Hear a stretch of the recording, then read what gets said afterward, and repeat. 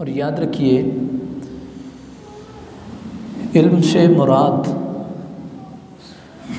حقیقی وہ علم ہے جو آپ کو خدا شناس بناتا ہے اور رب کی پہچان دیتا ہے۔ باقی علوم بھی علوم ہیں، لیکن اگر آپ اوورآل نظریہ دیکھیں تو انسان دو چیزوں سے مرکب ہے، ایک ہے جسم اور ایک ہے روح۔ جو آپ کے دوسرے علوم ہیں نا، وہ سارے کے سارے آپ کے جسم کے گرد گھومتے ہیں۔ کوئی جسم کی سہولتوں کے لیے یہ کر دیں، یہ کر دیں، یہ کر دیں، یہ کر دیں۔ ان جملہ علوم میں سے کوئی بھی علم روح کے اوپر فوکس نہیں کرتا ہے۔ اسی وجہ سے آپ دوسرے علوم میں ترقی کرنے کے باوجود اور تمام تر سہولیات حاصل کرنے کے باوجود بھی غیر مطمئن رہتے ہیں۔ دیکھیں نا، سہولتیں تو اس سائنسی ترقی نے آپ کو کیا کیا سہولتیں نہیں دی ہیں۔ سفری سہولتیں آپ کو ایسی ایسی دی ہیں کہ پہلے زمانے میں لوگ پیدل چلتے تھے، ابھی گاڑی ہے، پھر گاڑی میں اے سی ہے، پھر آپ سب کچھ گاڑی میں ڈگی میں رکھ کر کے جناب آپ جدھر دل کرے تو ادھر ہی پورا کچن ساتھ گھماتے ہیں، سلنڈر رکھے ہوتے ہیں، سب کچھ رکھے ہوتے ہیں، کوئی آپ کو پریشانی اور پرابلم نہیں ہوتی ہے۔ یہ تو ایک مثال میں نے دی ہے، اس کے علاوہ بیسیوں مثالیں۔ وہ تمام علوم جو آپ کی جسمانی ضرورت کو پورا کرتے ہیں، وہ سب کچھ ہونے کے باوجود آپ غیر مطمئن ہوتے ہیں، لیکن ایک علم وہ ہے جس کا براہ راست آپ کے ساتھ تعلق ہے، اور وہ علم کون سا علم ہے؟ وہ دین کا علم ہے، اور وہ جو دین کا علم ہے وہ ڈائریکٹ آپ کے روح کو تسکین پہنچاتا ہے، اور آپ کی جیب میں 1 روپے پیسہ ٹکا نہ ہو، لیکن جب آپ کی روح مطمئن ہو تو آپ مطمئن ہوتے ہیں۔ تو اس لیے روح کی جو غذا ہے وہ علم، وہ قرآن کا علم ہے، وہ دین کا علم ہے۔ اور یہ جسم کدھر لوٹتا ہے؟ یہ مٹی میں، کیونکہ اس کو ادھر سے بنایا گیا ہے، پہنچا وہاں پہ جہاں کا خمیر تھا۔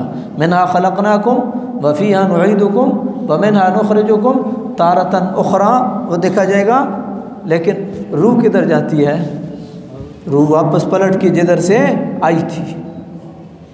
فَإِذَا سَوَّيْتُهُ وَنَفَخْتُ فِيهِ مِن رُوحِي۔ تو اس لیے علم دوسرے علوم سے دین اسلام منع نہیں کرتا ہے، لیکن میں نے آپ کو خلاصہ بتا دیا ہے کہ دوسرے تمام علوم کا نتیجہ آپ کی جسمانی سہولیات ہیں، اور آپ کو جو ہے فزیکلی یعنی آپ کے جسم کو فیسیلیٹیٹ کرنا ہے اور بس۔ لیکن آپ کی روح کا تعلق جس علم سے ہے وہ علم دین ہے۔ اب دیکھیں نا، آپ میتھ کا کوئی فارمولہ لگا کے تو آپ کو قلبی تسکین نہیں ہوتی ہے، لیکن آپ جب یہ سمجھتے ہیں واللہ سمیع علیم، اللہ خبیر ہے، اللہ بصیر ہے، آپ کے دل پہ چوٹ پڑتی ہے۔ اب تھوڑا سا ذکر کر لیتے ہیں تن تنہا بیٹھ کر کے، آپ کو اندر سے سکون ملتا ہے، وہ آپ کی روحانی جو غذا ہے اس نے آپ کو مطمئن کر دیا ہے۔ اللہ پاک نے جو آیت کریمہ میں نے تلاوت کی ہے، اس میں 2-3 چیزیں۔ ایک تو یہ ہے کہ مجالس میں تنگ دلی کا مظاہرہ نہیں کرنا چاہیے۔ یا ایھا الذین آمنوا اذا قیل لکم تفسحوا فی المجالس فافسحوا یفسح اللہ۔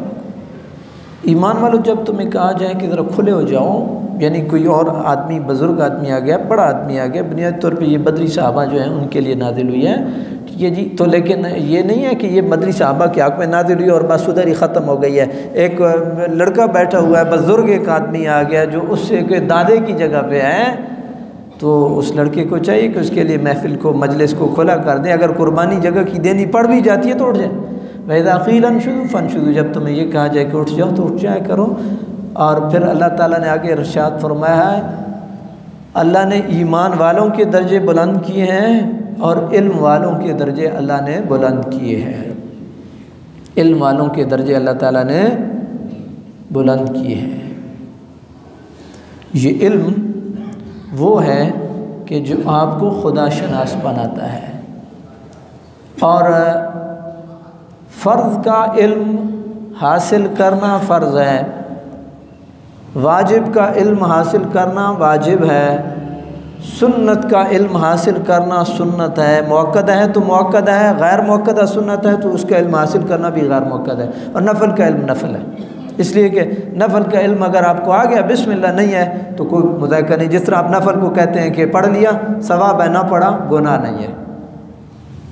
لیکن اگر آپ اوورآل اپنی زندگیوں کا تجزیہ کرتے ہیں تو ہماری تمام تر ایفرٹ جو ہے اور کوشش جو ہے وہ اپنے جسم کو فیسیلیٹیٹ کرنے میں گزر جاتی ہے، اور ہم پیدا ہوئے اور پھر سکول داخل ہو گئے، پھر میٹرک کی، پھر F A F S C, پھر B A B S C, پھر ڈگریوں پہ ڈگریاں، پھر جاب، پھر شادی، پھر بچے، پھر آگے وہ کھاتا جو ہم نے سٹارٹ کیا تھا پھر ان کا شروع ہو جاتا ہے، پھر ہم قبر کا منہ جا کر کے دیکھتے ہیں۔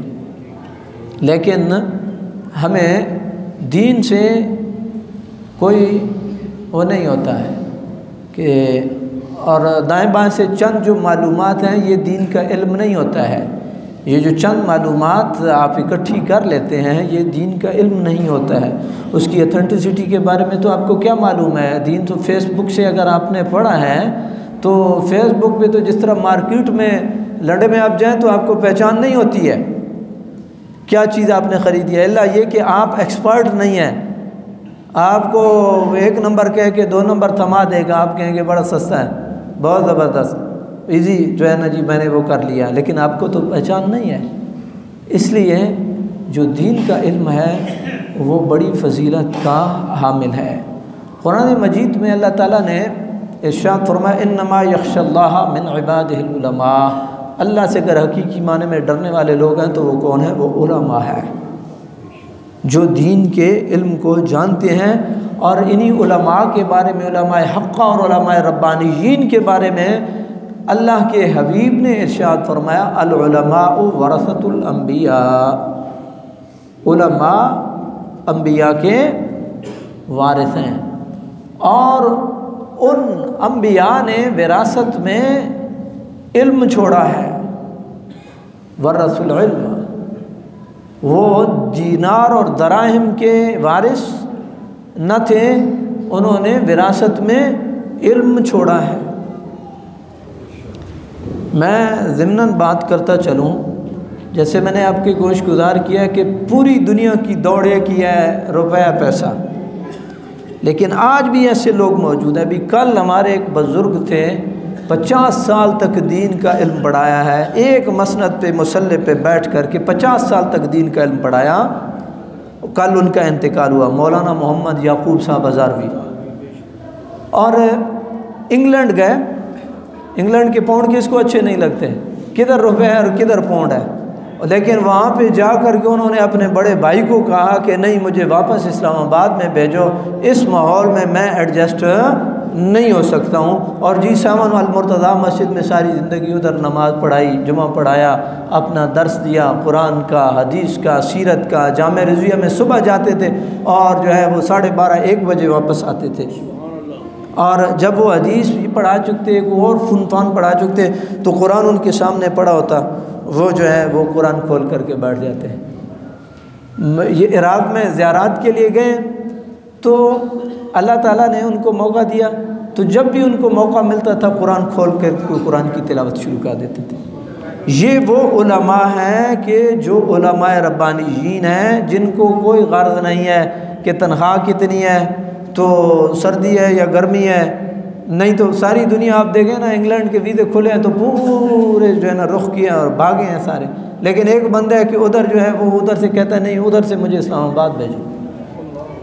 یہ علماء ربانیین ہیں جو اللہ رب العالمین سے حقیقی معنوں میں ڈرنے والے، اور نبی کریم علیہ السلام کی حدیث ہے نا کہ جب انسان دنیا سے چلا جاتا ہے تو وہ اگر علم نافع چھوڑ جاتا ہے تو اس کے لیے صدقہ جاریہ بنتا ہے۔ ہم سارے ان کے پڑھے ہوئے ہیں، کسی نے حدیث ان سے پڑھی ہے، کسی نے فقہ پڑھی ہے ان سے، کسی نے قرآن پڑھا ہے ان سے، اور یہاں پہ ہزاروں علماء آپ کو نظر آئیں گے۔ تو علم دین ہے، اور علم دین کا تعلق آپ کی روح سے ہے، اور آپ کی روح مطمئن ہے تو آپ مطمئن ہیں، اور اگر آپ کی روح مطمئن نہیں ہے تو آپ دیکھیں کتنی سہولیات ہیں لیکن اس کے باوجود بھی ہم سارے مارے پھر رہے ہیں۔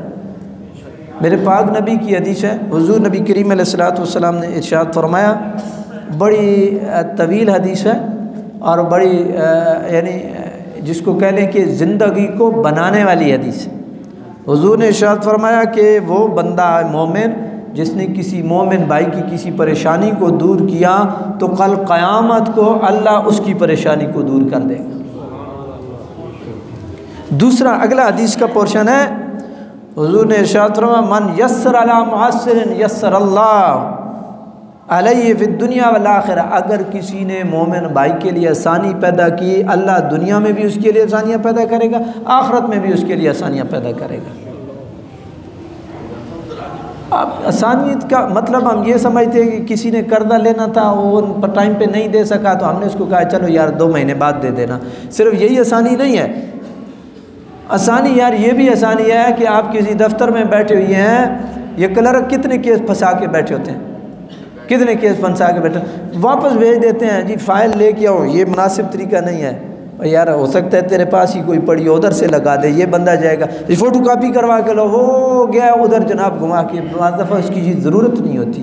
کیا آپ نے آسانی پیدا کیا؟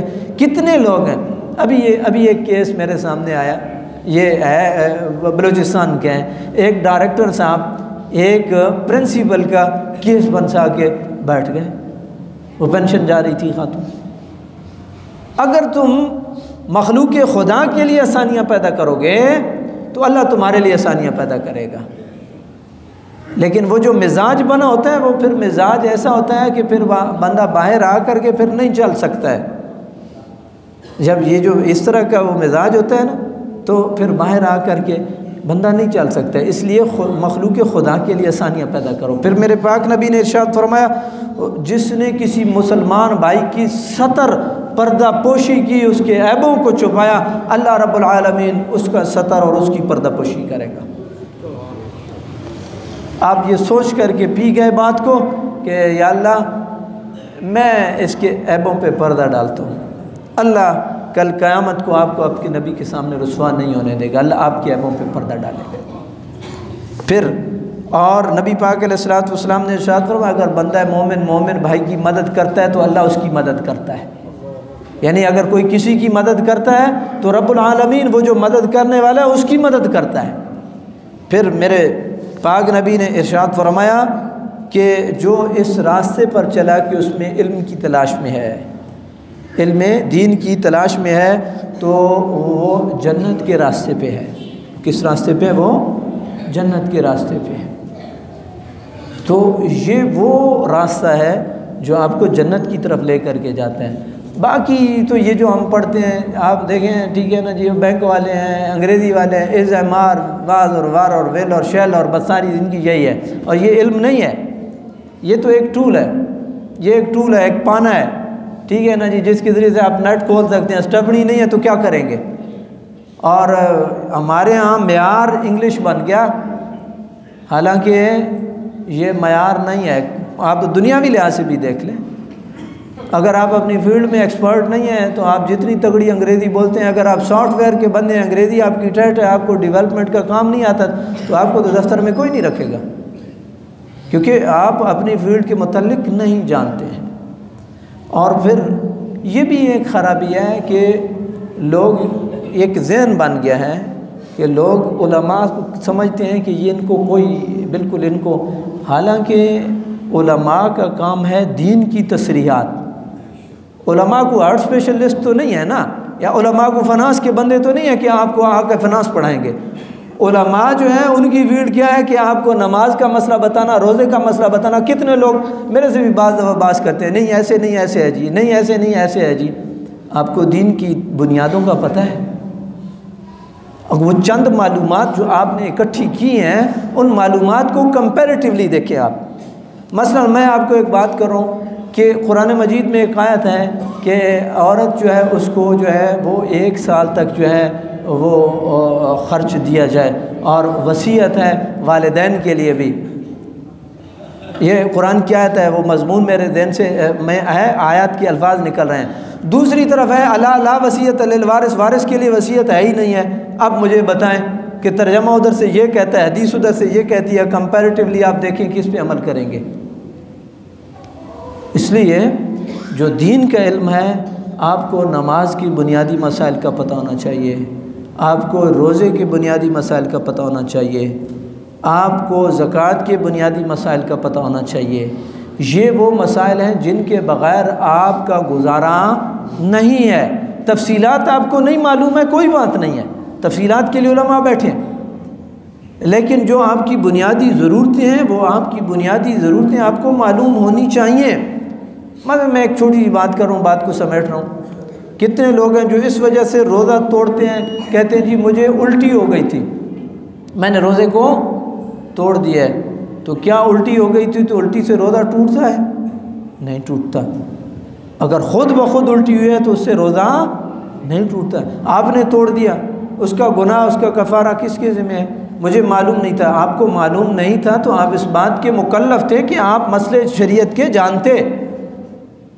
آپ تو پڑھ کے جو ہے نا، آپ نے ایم اے کیا، پھر ایم ایس کیا، پھر جناب ایم فل کیا، پھر پی ایچ ڈی کیا، لیکن دین کی بنیاد جو ہے اس کی طرف آپ نہ گئے۔ جو کمزوری ہے اس کو۔ اور پھر ایک اور بات آخری، جو آپ فیس بک سے چیزوں کو لے رہے ہوتے ہیں، میرے پاک نبی کی حدیث پاک ہے، حضور نبی کریم علیہ الصلوۃ والسلام نے ارشاد فرمایا، من کذب علی متعمدا فلیتبوأ مقعدہ من النار، جس نے جھوٹی نسبت میری طرف کی تو وہ اپنا ٹھکانہ جہنم میں بنائے۔ فیس بک پہ آپ کے سامنے آیا، کسی نے لکھا ہے حدیث، تو آپ نے اس کو کلک کیا اور آگے فارورڈ کر دیا، اور آپ نے یہی سمجھا کہ یہ بہت بڑے ثواب کی بات ہے۔ آپ کو معلوم ہے کہ وہ حدیث ہے یا وہ کسی بزرگ کا قول ہے؟ کتنا مشہور ہے کہ علم حاصل کرو تمہیں چاہے چین جانا پڑے۔ تو کیا حضور کے زمانے میں یہ چین کا لفظ جو ہے جو اس خاص علاقے کے لیے تھا؟ یہ چین کا نام کب پڑا؟ تاریخ کو دیکھ لیں۔ اور یہ ہم جو ہے وہ ہم فارورڈ کیے جا رہے ہوتے ہیں، بعض دفعہ بزرگوں کا قول ہوتا ہے، ہم اس کو آگے چلائے جا رہے ہوتے ہیں، اور ہم یہ سمجھ رہے ہوتے ہیں کہ بیٹھے بٹھائے ہم نیکی کر رہے ہیں۔ اور صرف یہ تو چلے آپ ہیں نا، یہ تو آپ ہیں۔ مصریوں نے ایک سافٹ ویئر ڈیولپ کیا ہے جس کو مکتبہ شاملہ کہتے ہیں، بہت بڑا سرچ انجن ہے۔ وہاں پہ ہم نے خود ہارڈ کاپی اور سافٹ کاپی میں ہم نے، یہ گجرات میں تھا تو ایک دوست نے ایک ہارڈ کاپی لے کے آیا، کہتا ہے یہ ادھر سافٹ کاپی میں دیکھیں جہاں حضور کی فضیلت کی بات آئی ہے وہ پورا پورشن انہوں نے سکپ کر دیا، اڑا دیا۔ آپ اگر کسی سرچ انجن سے بھی لے رہے ہیں نا تو وہ جو ہارڈ کاپی ہے، ہارڈ کاپی میں حضور کے پوری وہ حدیث موجود ہے جہاں حضور کے فضائل ہیں، اور سافٹ کاپی میں جو ان کے مطلب کے ریلیونٹ بات نہیں تھی، جو ان کو کلک کر رہی تھی، وہ پورشن انہوں نے کاٹ دیا۔ آپ کتنے سرچ انجن استعمال کرتے ہیں اپنی ریسرچ کے لیے، جو آپ مسئلے مسائل دیکھ رہے ہوتے ہیں، لیکن آپ کو معلوم ہے کہ وہ جو ڈیولپ کرنے والا ہے اس کے ذہن میں پیچھے کیا چل رہا ہے، وہ کس بات کو پروموٹ کرنا چاہتا ہے اور کس چیز کو وہ پیچھے اسکپ کرنا چاہتا ہے۔ تو اس لیے دین اس کی ایک اساس ہے، اس کی بنیاد ہے، اور یاد رکھیے آپ کوشش کریں کہ آپ دین سیکھیں، کم از کم اتنا دین ضرور سیکھیں جس کی آپ کی نماز اور روزہ صحیح ہو جائے، جو بنیادی آپ کی ضرورتیں ہیں۔ باقی علماء کا کام ہے علماء جانے اور ان کا کام جانے۔ اور یاد رکھیے یہ وہ لوگ ہیں کہ جنہوں نے دین کو آپ تک پہنچایا ہے۔ نبی کریم علیہ السلام سے حضرت سیدنا صدیق اکبر، فاروق اعظم، عثمان غنی، علی المرتضیٰ رضی اللہ تعالیٰ عنہ۔ حضرت علی کی بڑی فضیلتوں میں سے ایک فضیلت یہی ہے نا، انا مدینۃ العلم وعلی بابھا، یہ بہت بڑی ایک ان کی وہ ہے۔ اس لیے میری آپ سے دستبستہ یہی گزارش ہوگی کہ آپ دین کو سیکھیں جس قدر ممکن ہے، اور اللہ رب العالمین آپ کے لیے آسانیاں پیدا کرے گا۔ عمل کے دروازے آپ کے لیے دین سیکھنے کے ساتھ کھلتے چلے جائیں گے۔ اللہ تعالیٰ ہم سب کا حامی و ناصر ہو، اللہ تعالیٰ کی ذات دین کی سمجھ نصیب فرمائے، آمین یا رب العالمین۔